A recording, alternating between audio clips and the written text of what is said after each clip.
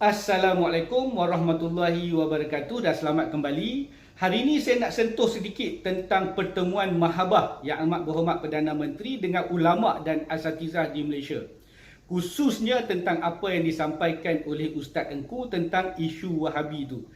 Program ni dijalankan minggu lepas. Saya ambil masa sikit untuk memberi ulasan sebab agak sibuk dengan ekonomi baru, perkara-perkara baru yang timbul selepas kerajaan yang baru ditubuhkan ni. Tapi hari ini saya nak ulas sedikit kenapa isu yang ditimbulkan oleh Ustaz Engku mendapat reaksi pula dari mungkin pihak yang mendukung fikrah Ibn Abdul Wahab ni. Tapi tak apa, yang penting saya nak sampaikan terlebih dahulu bahawa fikrah Ibn Abdul Wahab ni telah lama sejak dulu ditolak oleh pemimpin-pemimpin dan ulama' di Mesir, di Tunisia, di kawasan-kawasan Arab itulah.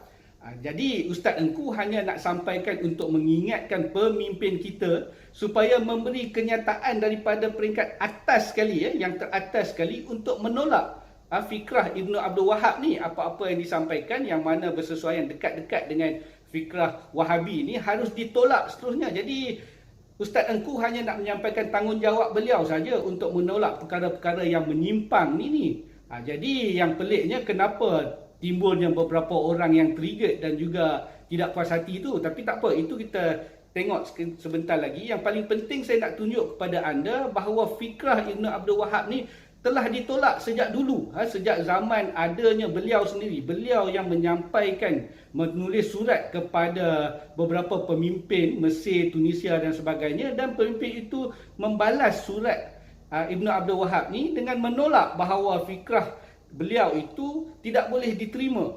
Jadi kita dengar dulu sejarah yang disampaikan oleh seorang profesor dari universiti ternama ni tentang perkara yang berlaku itu. Kemudian kita ulas lepas ni. Kita dengar ni dulu. Hari ini, ya. Dan untuk makluman, dalam proses dalam sejarah pun Syekh Muhammad Abdul Wahab dia hantar surat kepada ulama-ulama di Mesir, Tunisia dan sebagainya untuk dia sebar, untuk dia terima fikrah dia. Tapi mereka balas, mereka jawab, ulama-ulama antaranya Ad-Dijwi dan sebagainya, ada buku yang diulas dan dia balas bahawasanya Taksim ini sebenarnya banyak yang boleh tolak berdasarkan hujah-hujah yang dibawa oleh ulama, dan ada buku yang ditulis. Surat-surat itu masih ada dalam perpustakaan besar di Tunisia, perpustakaan besar dan di dunia Arab. Surat ditulis oleh Syekh Muhammad Abdul Wahab dan dibalas dalam bentuk manuskrip dan akhirnya dibukukan. Jadi ini adalah, kita anggap ini adalah sebagai sejarah, dan kita ada kebijaksanaan kita sendiri dalam mengurus isu-isu agama ni. Okey, dengar. Ini daripada Convention Narasi Ummah tahun ni, dan kita tahulah itu adalah perkara sejarah. Convention ini juga untuk menerangkan kenapa kita perlu menolak fikrah Wahabi Ibn Abdul Wahab tu. Jadi dia menceritakan tentang sejarah bagaimana Ibn Abdul Wahab menulis surat kepada ulama di Mesir, kepada di Tunisia dan sebagainya, dan mereka ni membalas surat tersebut untuk menolak fikrah yang hendak dibawa oleh Ibn Abdul Wahab ni.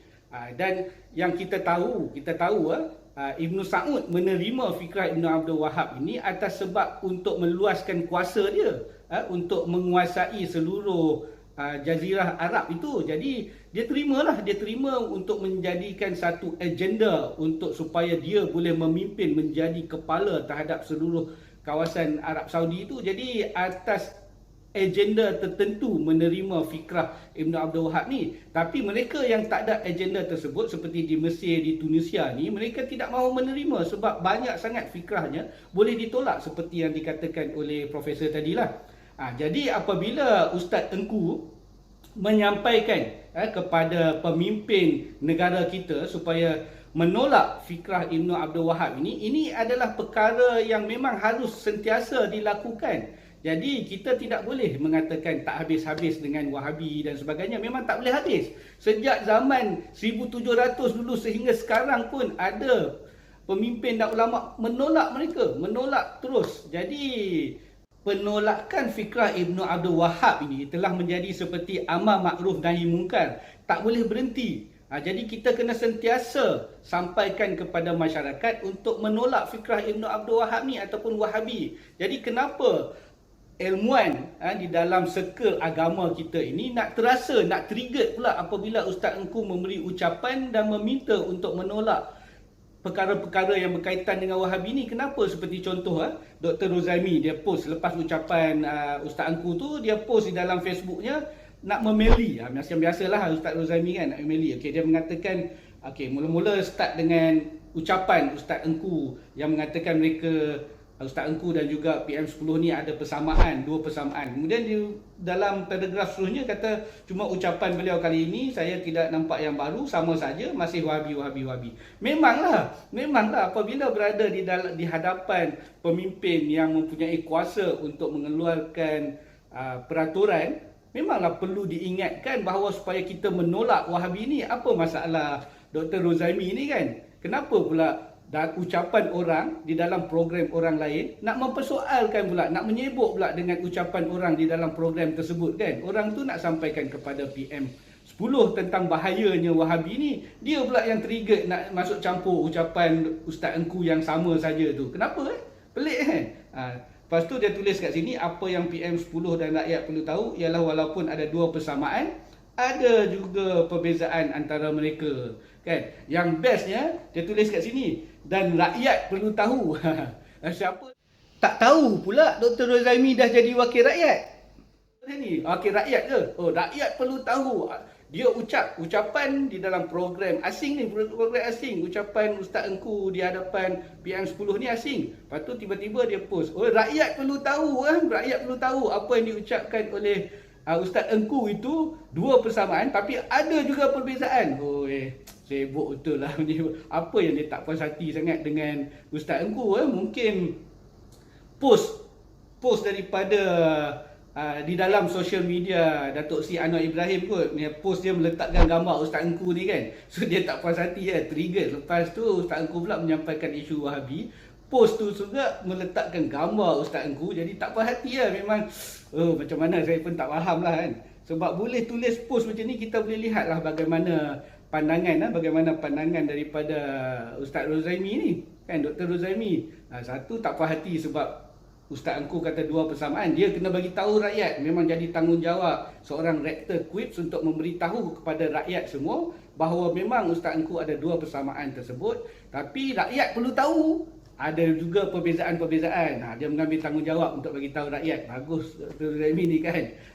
Okey, selain itu dia trigger tentang Wahabi dan ucapan yang ada persamaan yang dia ambil tanggungjawab ni. Ada juga YouTuber lain yang trigger. Kita tahu mereka-mereka yang trigger dengan ucapan Ustaz Engku ni. Kita tahu satu lagi YouTuber ni. Dia memang dah lama lah nampak macam ada sedikit kan dengan Ustaz Engku kan. Ustaz Engku pun pernah saman dia. Jadi memang apabila timbul perkara-perkara macam ni, dia pun trigger jugalah. Tambah-tambah apabila isu Wahabi, bila sentuh aja Wahabi, timbullah nak mempertahankan. Tapi mereka ni semua ahli sunnah wal jamaah, mereka ni semua tidak menyokong Wahabi kan, sebab Wahabi tidak termasuk di dalam ahli sunnah wal jamaah. Dan satu lagi YouTuber ni kita tahu, Captain Hafiz ni siap buat macam ni kan tentang Ibnu Abdul Wahab ni kan. Dan dia juga pernah mengata kepada mereka yang membuat fatwa bahawa Wahabi tidak termasuk di dalam ahli sunnah wal jamaah. Dia mengatakan otak, dia buat sign otak lutut, dia tulis kan. Yang bermaksud otak di lutut lah bagi mereka yang mengatakan Ibnu Abdul Wahab ini tidak termasuk dalam ahli sunnah wal jamaah. Otak mereka di lutut sebab kata Wahabi bukan ahli sunnah wal jamaah. Sampai begitu sekali, tapi dia kata dia tidak menyokong, fikrah-fikrah yang macam tu. Dia ahli sunnah wal jamaah kan. Jadi mereka ni semua bukan Wahabi, tapi triggered. Tapi terasa tak puas hati betul apabila ada orang mengata tentang Ibnu Abdul Wahab atau mengata tentang Wahabi. Mereka hanya triggered saja, tapi mereka bukan Wahabi. Pelik tak? Okey, setakat itu dulu. Anda fikir-fikirkanlah. Tapi fikrah Ibnu Abdul Wahab ni memang telah ditolak sejak zaman dahulu lagi. Dan kenapa